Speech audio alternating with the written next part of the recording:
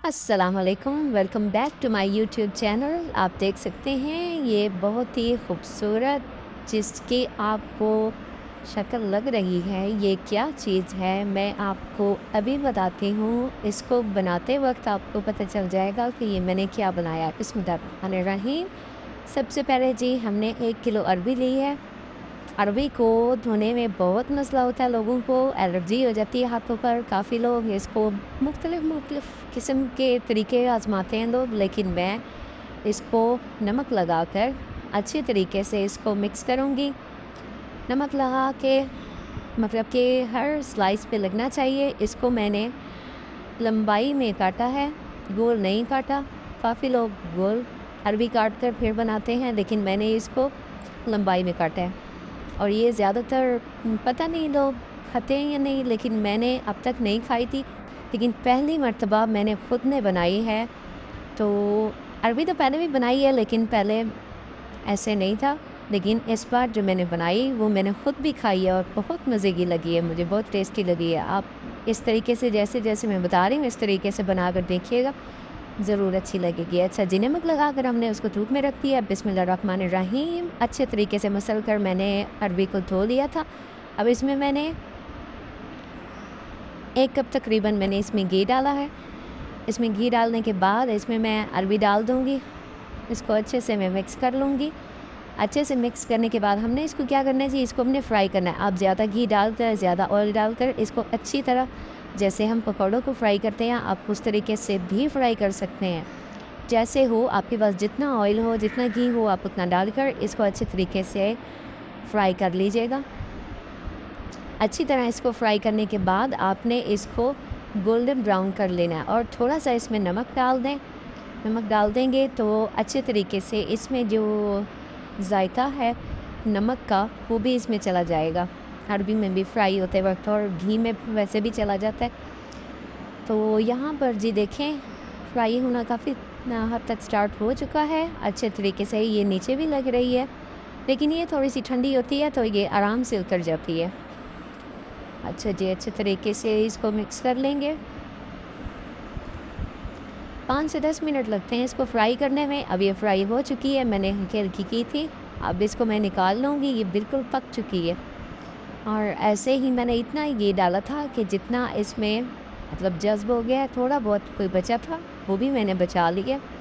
तो अरबी मैंने निकाल कर इसको अच्छे तरीके से साफ़ कर लूँगी। देख सकते हैं आप नीचे चिपकी हुई है, लेकिन कोई मसला नहीं, ये थोड़ी देर में जब ठंडी होगी तो ये फिर आराम से उतर जाएगा, जो थोड़ा बहुत नीचे लगा हुआ है इसको मसला होता है। इसको मैंने मज़ीद 5 मिनट इसको रखा है और ये उतर गई है। अब इसको मैंने थोड़ी देर के लिए रख दिया है। ये देखें कि काफ़ी हद तक ये उतर चुकी है इससे। बिस्मिल्लाहिर्रहमानिर्रहीम। दोबारा मैंने इसमें एक और चम्मच डाला है, आधा चम्मच इसमें पहले घी था, इसमें 1 चम्मच मैंने और घी डाल दिया है। अब इसमें मैं प्याज डाल दूँगी। प्याज जो कि बड़े साइज़ के 2 अदद मैंने लिए हैं। अच्छी तरीके से इसको मैं अब इसमें हम गोल्डन ब्राउन कर लेंगे, इतने ज़्यादा भी नहीं करेंगे, ज़रा लाइट से करेंगे। डार्क ब्राउन नहीं करने, हल्के हल्के करने हैं। अच्छा जी, थोड़ी देर लगती है इसको फ्राई होने में, आपको पता है।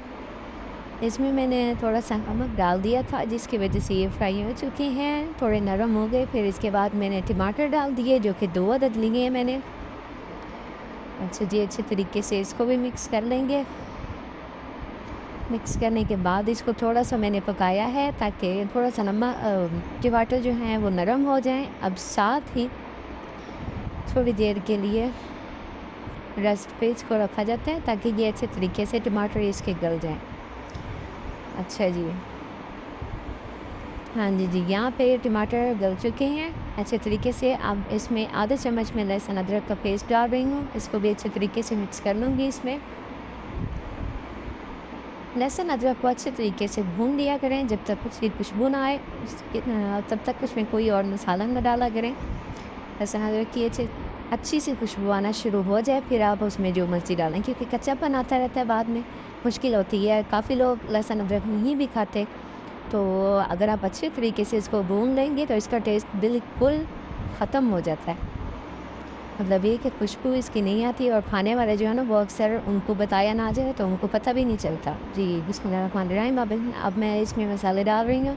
1 चम्मच मैंने इसमें नमक डाला है, 1 चम्मच नहीं 1 से कम डाला है। इसके अलावा मैंने गरम मसाला, लहसुन अदरक पे सब्ज़ सूखा धनिया, गरम मसाला, काली मिर्ची और ये है जी अच्छा ये दूसरा था चिकन मसाला, अजवाइन डाली है मैंने।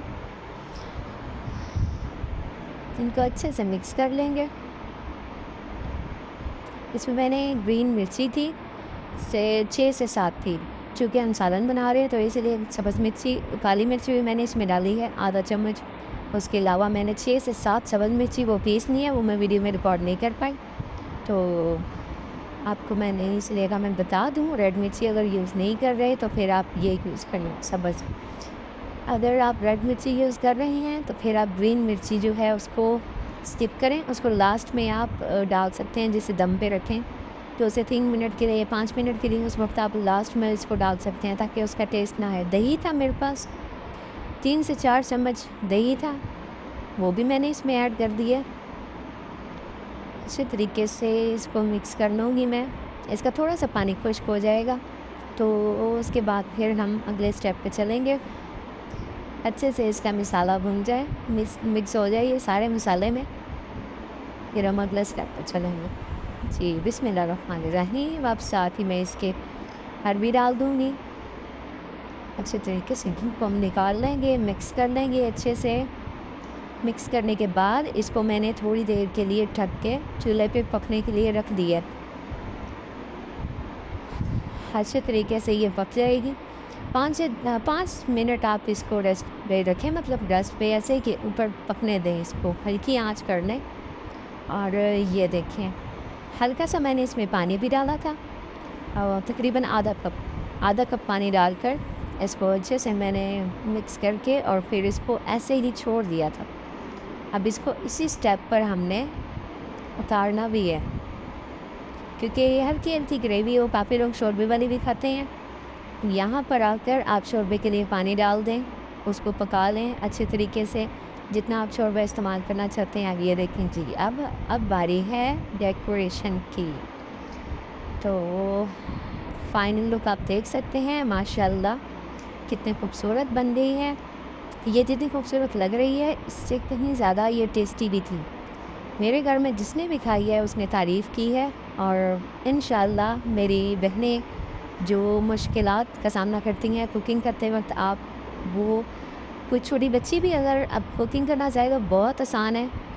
स्टेप बाय स्टेप मैं आपको बताती रहती हूँ, गाइड करती रहती हूँ। ये देखें माशाल्लाह खूबसूरत कितनी लग रही है और टेस्टी भी बहुत ही आसानी से। मैं मतलब कि सिंपल मसाले मैंने डाले हैं, घर के तमाम मसाले थे, कोई एक्स्ट्रा मसाला नहीं था। इससे ज़्यादा बल्कि हमारे पास मसाले होते हैं, लेकिन मैं सिंपल तरीके से बनाती हूँ। दुआ में याद रखिएगा, अपना बहुत सा ख्याल रखिएगा। अल्लाह हाफ़िज़।